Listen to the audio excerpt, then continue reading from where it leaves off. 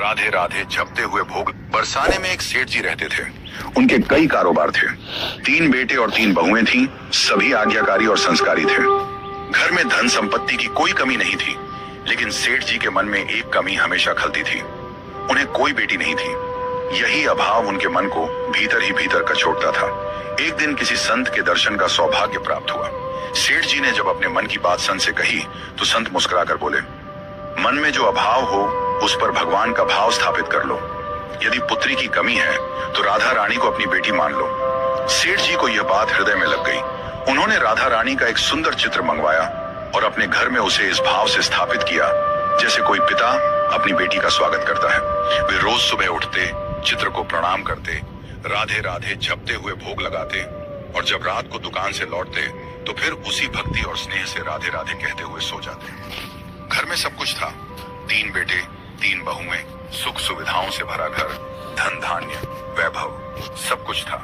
लेकिन अब राधा रानी के आने से उनका मन भी तृप्त हो गया था। एक दिन की बात है, एक मणिहारिन सेठ जी के घर आई। वह चूड़ियां पहनाने का काम करती थी और बोली, सेठानी को चूड़ियां पहनानी है।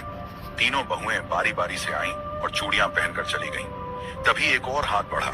मणिहारिन ने बिना सोचे समझे चूड़ी पहना दी, ये सोचकर कि शायद कोई अतिथि या घर की अन्य महिला होगी। चूड़ियां पहनाने के बाद वह सेठ जी की दुकान पर पहुंची और बोली, सेठ जी, इस बार 4 चूड़ियां पहनाई हैं, थोड़ा ज्यादा पैसा दीजिए। सेठ जी बोले, क्या चूड़ियां महंगी हो गई हैं? मणिहारिन ने कहा, नहीं सेठ जी, इस बार 4 जनों को चूड़ियां पहनाई हैं। सेठ ने आश्चर्य से पूछा, 4? हमारे घर में तो 3 ही बहुएं हैं, चौथी कौन थी? फिर थोड़ी सख्ती से बोले, झूठ मत बोलो, ये लो 3 का पैसा। मणिहारिन बेचारी चुपचाप पैसे लेकर चली गई। सेठ जी के मन में यह बात अटक गई। उन्होंने घर जाकर बहुओं से पूछा, बेटियों, आज चूड़ियां पहनने कौन कौन आई थी? सभी बहुएं बोली, हम तीनों ही गई थी और कोई नहीं।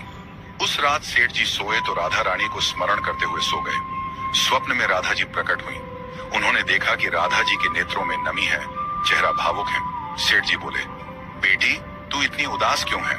राधा जी बोली, दाद, आपने मुझे तनिया तो बनाया, पुत्री का स्थान भी दिया, लेकिन जब मैं स्वयं आपके द्वार आई तब आप मुझे न पहचान सके। मैंने भी आज चूड़ियां पहनी थी, पर आपने मणिहारिन को मेरे नाम की कीमत न दी। 3 बहुओं की तो याद रही, पर बेटी की नहीं। कैसी यह दूरी और कैसी मजबूरी थी। आज मैं भी आई थी, लेकिन आपने मुझे भूल गए। यह सुनकर सेठ जी की नींद टूट गई, लेकिन हृदय विदीर्ण हो गया। वह रात उन्होंने अश्रुओं में बिताई। प्रातः होते ही वे स्नान ध्यान करके